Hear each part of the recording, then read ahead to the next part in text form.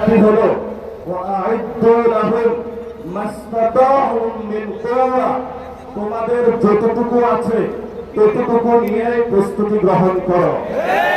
বাকি সাহায্য কোথা থেকে আসবে?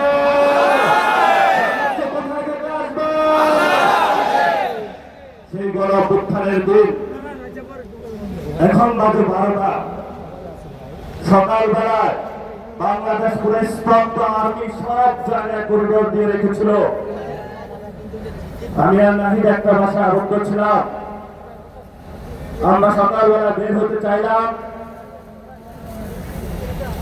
বললো গুলি করা হবে। যে বাসায় আবদ্ধ ছিলাম একজন শিক্ষককে নিচে পাঠাইলাম।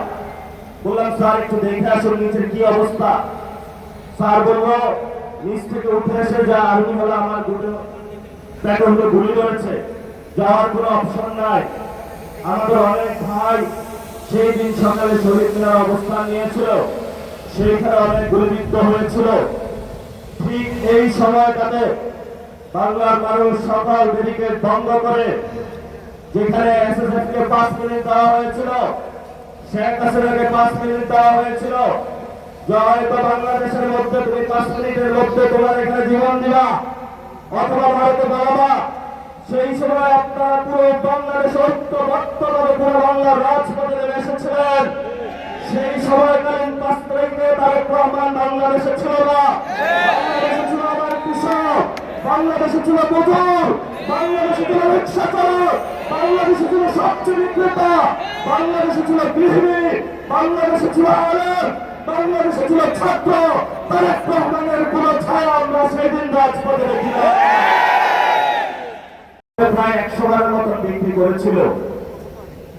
সব খরিদ্দার এসে খুঁজে যে আমি তাজমহলের মালিক, কিন্তু তাজমহলের মালিকানা কি কেউ নিয়েছে না ওই ব্যক্তিও হয়েছে? এটা ভারতের সম্পত্তিও ছিল।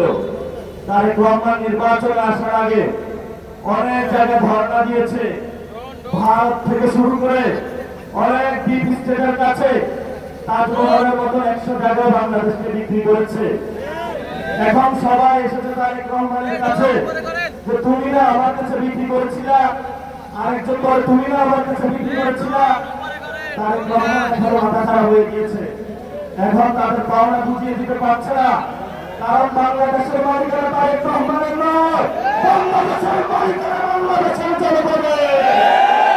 আমাদেরকে এনশিওর করতে হবে যদি বাংলাদেশের মাটি, বাংলাদেশের বায়ু, বাংলাদেশের পানি ভারত অন্য রাষ্ট্রের কাছে কেউ বিক্রি করতে চায় ক্ষমতার লোভে, আমরা রাজপথ থেকে সেই সকল মানুষ থেকে বাংলাদেশের স্বাধীনতা এবং সার্বভৌমত্ব নিশ্চিত করতে হবে। এটা যদি আমাদের জীবনে যায়, আমাদের কোনো পরোয়া আছে? চোখ তুলে নিয়েছে ইন্টার্ন একজন ছাত্রের, মাথা খারাপ হয়ে গিয়েছে যে 14 গতকালকে যোগসুর সম্মানিত যিনি নির্বাচিত